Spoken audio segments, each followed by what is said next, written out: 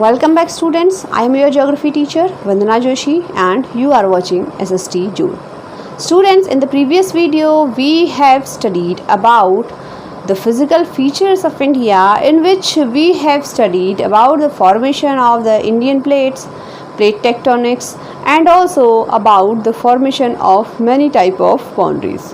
In today's video we are going to study about the major physiographic divisions, or we can say the major physical features of our country. As we know, our country is a vast country which is having the total geographical area around 3.28 million square kilometer, and also stretch equally in all the direction, north, east, west, south, and in every direction it is having a different type of geographical location, and also in the between it is having the different type of geographical location, and also which is consist two type of islands. So these islands are also having the different physiographic structure. So in our today's video we are going to study about the major physical structure of our country, in which at very first we will study about the Himalayan mountain, which is laying on the northern portion of our country.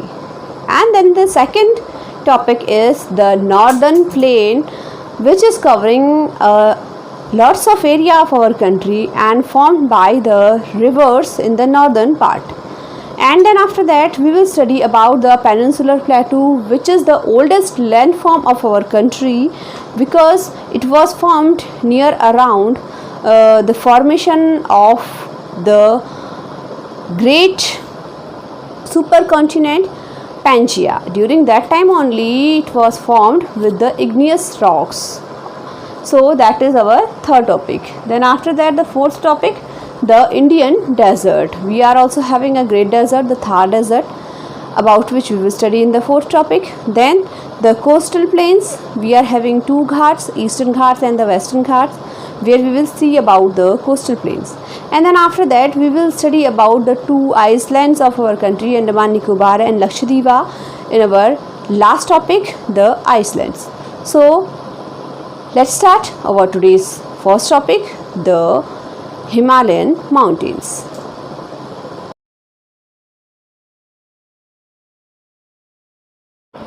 So at very first let's see about the Himalayan mountains. Students, the Himalayas are spread over the northern boundary of India like an arc from west to the east.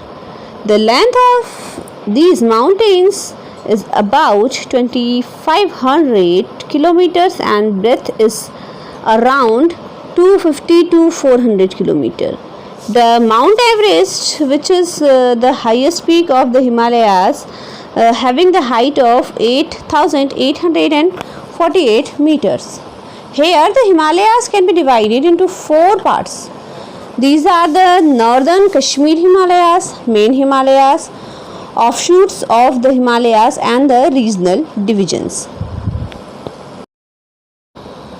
So first let's see about the northern Kashmir Himalayas.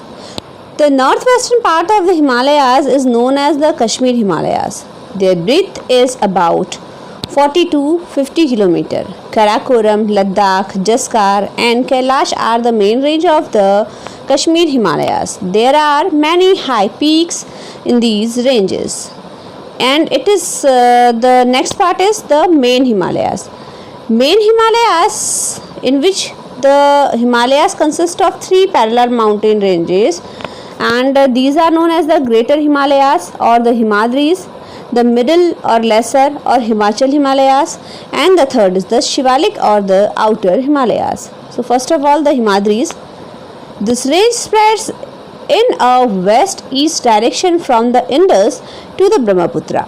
Mount Everest, the highest peak of the world, is in this range. Jojila, Jailpala and Lingshila are some of the important passes of the range. Many glaciers like Gangotri and Yamunotri originate from these snow-covered mountains, and the Bhagirathi, which further comes to the known as River Ganga, originate from this Gangotri glacier. That next is the middle or lesser Himachal or Himalayas. The range spreads in the south of the Greater Himalayas. It runs parallel to Himadri from east or to the west. The average height of this range is 3500 to 4500 meters and its breadth is 60 to 80 kilometers. Hill stations of Shimla, which is situated in Himachal Pradesh, Mussoorie, Nainital, Ranikhet, Kausani, all in Uttarakhand, are located in the middle lesser Himalayas. Then after that, the sea is the Shivalik or the outer Himalayas. The average height of this range is 900 to 1200 meters and breadth is 10 to 50 kilometers. Altitudinal variation exists here because this range is broader enough than average in Himachal, Punjab and Kashmir states. Now next is the offshoots of the Himalayas. The Himalayas turns to the south on the eastern and western flanks. They are called Eastern and Western Himalayas. Then what is the Eastern Himalayas? In that they consist of the famous hills of Pataki, Naga and Mizo are coming under the Eastern Himalayas. These from Purvachal. These are very low hills and fully covered with forest and bushes. At the extreme east, there are the Jaintia, the Khasi and the Garo hills. Then the Western Himalayas. These consist of Suleiman and Kirthar range. Khyber, Bolan and Tochi passes exist here. The fourth type of Himalaya is the regional division of Himalayas. Regional expansion of the Himalayas is classified as the Himachal Himalayas, the Garhwal and Kumaon Himalayas, the Nepal Himalayas and the Assam Himalayas. Now students, let's see the second feature of India, that is the northern plains. Northern plains, as these are situated in the northern portion, as you can see in the picture, and these are formed by the alluvial deposits brought by the rivers. The Indus, the Ganga and the Brahmaputra are the main river due to which the northern plains are formed. These plains are extended about 2400 km from east to west. The average width is about 150 km to 300 km. And the alluvial plains can be divided into two types, that is the Khadar plain and the Bangar plain.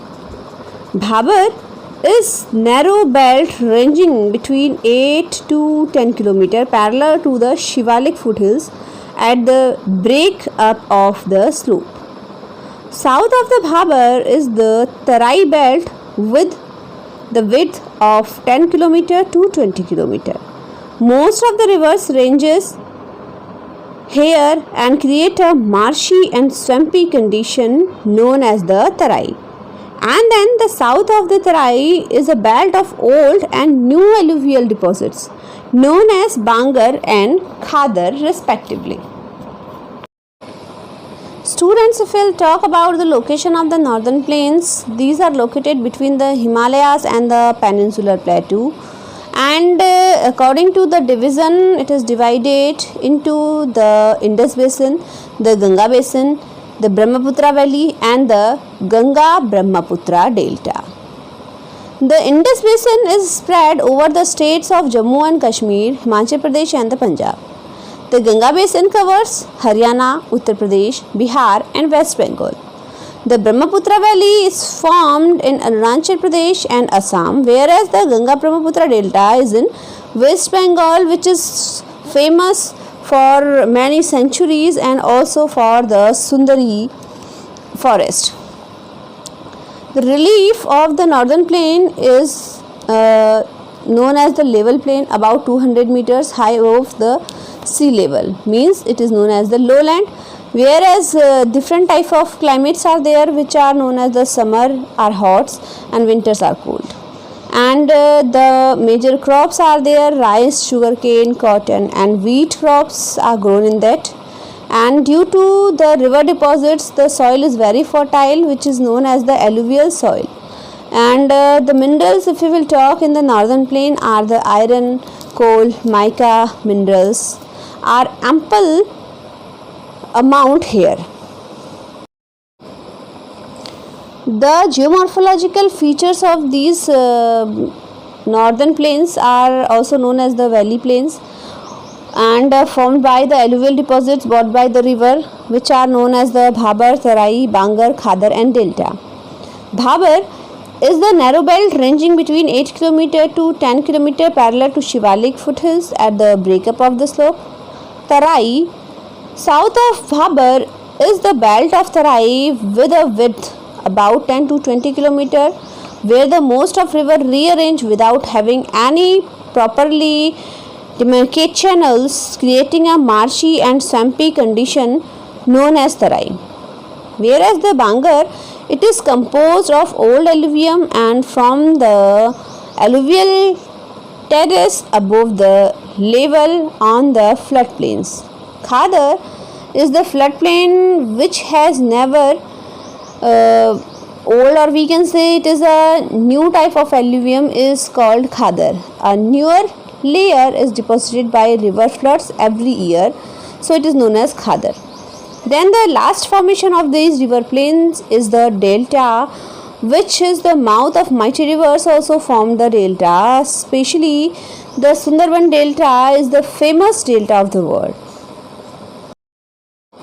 And the northern plains are densely populated due to the agricultural land, or we can say availability of water is also there, fertile land is there, all things are available which are required for a easy human life. So northern plains are densely populated. Now let's look about the peninsular plateau. Students, the peninsular plateau, the oldest landform of our country, rising from the height of 150 meter of the river plains up to an elevation of 600 to 900 meter. The irregular triangle, as you can see in this picture, is known as the peninsular plateau. It is bordered by Delhi Ridge in northwest, the Raj Mahal Hills in the east, Gir Range in the west, and the Cardamom Hills in the south. This is one of the oldest and stable landmark of India, and the peninsular plateau has undergone recurrent phases of upliftment and submergence accompanied by crustal faulting and fractures. Northwestern part of plateau has a complex relief of ravines and gorges. The ravines of Chambal, Bhind and Murena are some of the well-known examples. It is also divided into three broad groups. These are the Deccan Plateau, Central Highland and the Northeastern Plains.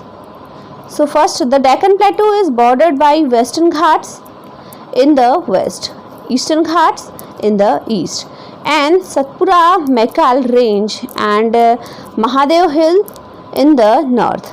Annamudai, which height is 2695 meter, the highest peak of peninsular plateau, is located on the Annamalai hills of Western Ghats, followed by Dodabeta on the Nilgiri hills. Second, if we will talk about the Central Highland, it is bounded by the Aravali range to the west, the Satpura range on the north, generally at the elevation varying between 600 meter to 900 meter. This forms the northmostern boundary of Deccan Plateau. And the third is the Northeastern Plateau, is in fact an extension of the main peninsular plateau. This area receives maximum rainfall from the southwest monsoon. Here, as the Western Ghats and the Eastern Ghats are the major part of the peninsular plateau, let's see in detail about them. First, the Western Ghats. The Western Ghats flanks and Deccan lava plateau on the west, and these have a general altitude ranging from 900 to 1100 meters and generally forested with the character of vegetation changing from evergreen to deciduous varieties. Whereas the Eastern Ghats bordered by the peninsular interior on the east, and they are not so high and consist of discontinuous line of hills. The hills consist of three main groups. First is the northern hills, second is the middle hills, and the third is Tamil Nadu hills. The northern hills are more forested than the southern. Students, now let's see about the Indian desert. It extends northwest of Aravalli Hills. The region receives low rainfall below 150 meter, below 150 mm per year. It is believed that once this was drained by some important rivers like Saraswati and Dishti Devti, and many other rivers were there, and most of the rivers have almost disappeared, and only a big river, the Luni, flows in the southern part of this desert. Hence, it is arid climate with low vegetation cover, and it is because of these characteristics feature that is also known as the Marusthali, or we can say Registan. Some of the well-pronounced deserts land featured present here are mushroom rocks, shifting dunes, and oases. Mostly it is in the southern part. On the basis of the orientation, the desert can be divided into two parts. That is, the northern part is sloping towards Sindh and the southern towards of the Run of Kutch. Most of the rivers in this regions are ephemeral. The Luni river flowing in the southern part of the desert is of some significance, and here the precipitation is very low and evaporation is very high.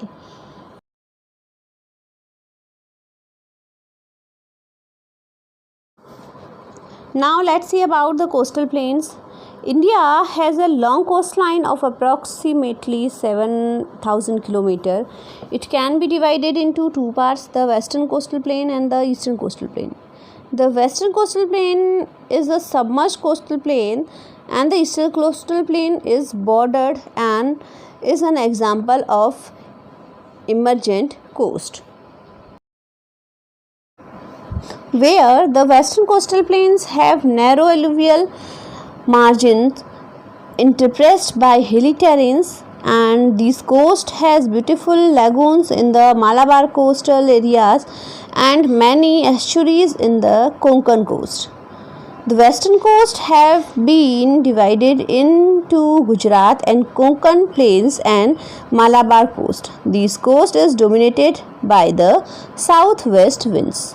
In the other hand, the eastern coastal plain, the eastern coast have a wide plain with well-developed deltas of the river, and this coast has well-formed deltas by the major rivers and a few lagoons. The eastern coastal plains have two border subdivisions at Coromandel and the North Circle plains. These are dominated by southwestern monsoon as well as northwest monsoon winds. These winds have cyclonic disturbance in the winter. Now let's see about the islands of India. There are total two major island groups in India. One is in Bay of Bengal, which consists of about 572 islands, namely Andaman and Nicobar Island, with its capital at Port Blair, whereas Lakshadweep Islands are scattered between 8 degree north to 12 degree north latitudes and 71 degree east to 74 degree east longitudes. The entire island group is built of coral deposits, and these are total 36 islands, of which 11 are inhabited islands.